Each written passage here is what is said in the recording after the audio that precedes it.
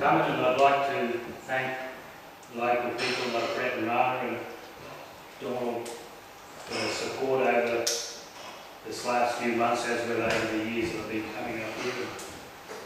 Yeah, it's made it a bit easier to know the knowledge of the countryside, and they've been very helpful, so thanks once again for that.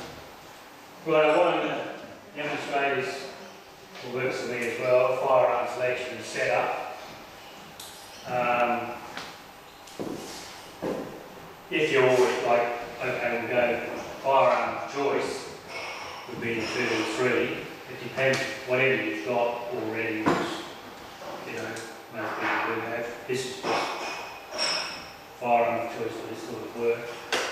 That's a 22-50 and the regular 700 mag about very rifle I've got. So yeah, and stainless steel, synthetic stock, it takes a lot of more punishment, a lot less maintenance. Better than floated, it increases the accuracy, depends on how much more money you want to spend on it, you know. It increases your accuracy a lot more than floating.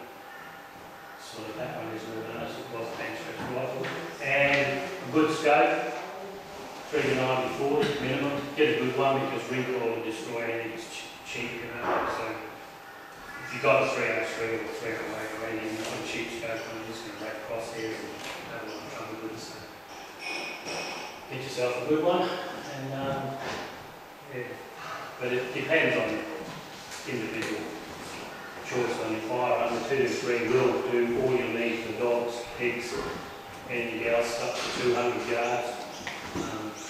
Cost effective, not quite so noisy as you go up in your coverage, you end up with a lot more noise. Right, so when we start off and you've got the gun, you want to check it all your, where's the laser there? All your bolts, get everything set up nice and tight, nothing loose. Yeah, right, I'll start off with the gun, give it a good clean. Foresight, picture of anything that's in there. You know, if you're going to spot it, if you bought a second hand rifle, you're going to set one up, or if you bought a brand new one, you have to run a barrel in anyway. Right, when you finish cleaning it all up, you'll need, some rifles do, mine does, your fouling shots, which you'll see blokes that do competition will shoot 3 or 4 rounds into the bank first and foul them up, which puts your tunes your barrel back in for your harmonics of your barrel. Mine, this one here, will take about 9 shots to get it dirty and shooting properly again. So it really likes the dirt, this rifle, I don't know. But very mostly important, because, and don't shoot off the paper with your fouling shots because it'll only confuse the issue. You'll see them go all over the place. Some rifles will true straight in straight away, you know. This one doesn't. Just another way of getting your rifle on target. Right, so sandbag your rifle up like that. Have nothing touching the barrel at all, because that'll take harm once that barrel. Foresight your rifle first, which is saves you a lot of ammo on paper. Look down your bore onto your picket, you know, on your target.